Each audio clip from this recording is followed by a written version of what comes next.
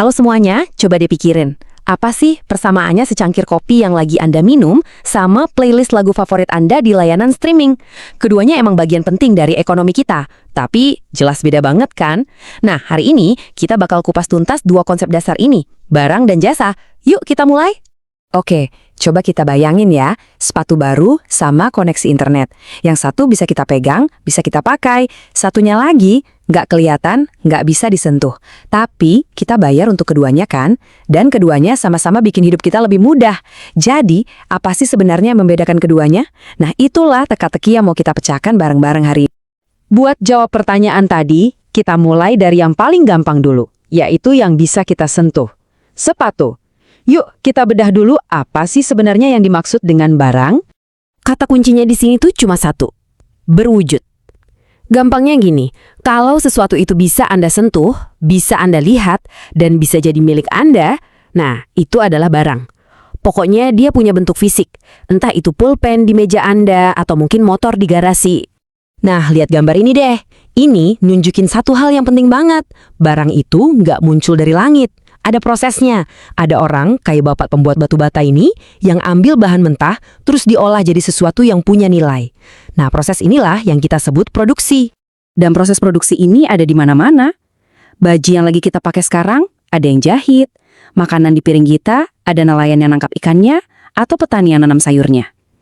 Intinya, semua ini adalah barang. Hasil kerja keras buat memenuhi kebutuhan dan keinginan kita. Oke, itu tadi soal sepatu, alias barang. Sekarang, gimana dong sama koneksi internet? Nah, ini nih yang bawa kita ke bagian kedua dari teka-teki kita, jasa. Nah, disinilah bedanya kelihatan jelas. Kalau tadi barang itu berwujud, kata kunci buat jasa adalah tak berwujud. Anda nggak beli sebuah benda fisik, yang Anda bayar itu adalah sebuah tindakan, sebuah proses, atau sebuah pengalaman.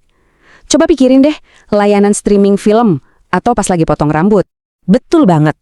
Anda kan nggak bisa nyimpan hasil potong rambut di kantong atau bawa pulang konser musik pakai tas belanja.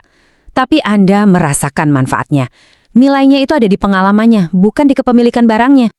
Oke, sekarang kita udah tahu definisi masing-masing. Yuk kita sandingin keduanya biar makin jelas bedanya di mana. Oke, tabel ini ngerangkum semuanya dengan jelas. Soal berwujud dan tak berwujud kita udah paham ya. Tapi lihat poin penting lainnya. Barang itu bisa disimpan, kayak makanan sisa semalam di kulkas. Kalau jasa, nggak bisa. Jasa itu terjadi dan selesai saat itu juga. Nah, yang paling krusial adalah ini. Barang diproduksi dulu, baru kita konsumsi. Sementara jasa, misalnya pangkas rambut, diproduksi dan dikonsumsi di waktu yang sama persis. Perbedaan waktu ini penting banget. Jadi, kalau mau disederhanain lagi, ini dia nih intinya. Perbedaan siklus hidup. Barang itu punya jeda waktu. Dibuat, mungkin disimpan dulu di gudang. Baru deh kita pakai. Kalau jasa, instan. Diproduksi saat itu juga, pas kita lagi ngalamin. Itu dia inti perbedaannya. Walaupun kita semua senang ya punya barang, tapi sadar nggak sih? Ekonomi modern kita tuh justru jalan karena jasa. Coba deh kita lihat seberapa banyak jasa di sekeliling kita. Coba lihat daftar ini. Banyak banget kan? Jasa itu ada di mana-mana, dari yang kelihatan banget kayak transportasi dan hiburan, sampai yang mungkin nggak kita sadari, kayak layanan perbankan, konsultasi bisnis, atau bahkan pendidikan itu sendiri. Hampir semua bagian hidup kita di zaman sekarang ini disentuh oleh jasa. Oke, setelah kita bahas panjang lebar, gimana sih cara paling gampang buat nginget bedanya? Yuk kita simpulkan dalam satu ide yang super simple. Nah, ini dia. Inilah intisari dari semuanya. Simple aja. Satu soal kepemilikan, satunya lagi soal pengalaman. Ini cara paling jelas buat bedain keduanya di kepala kita.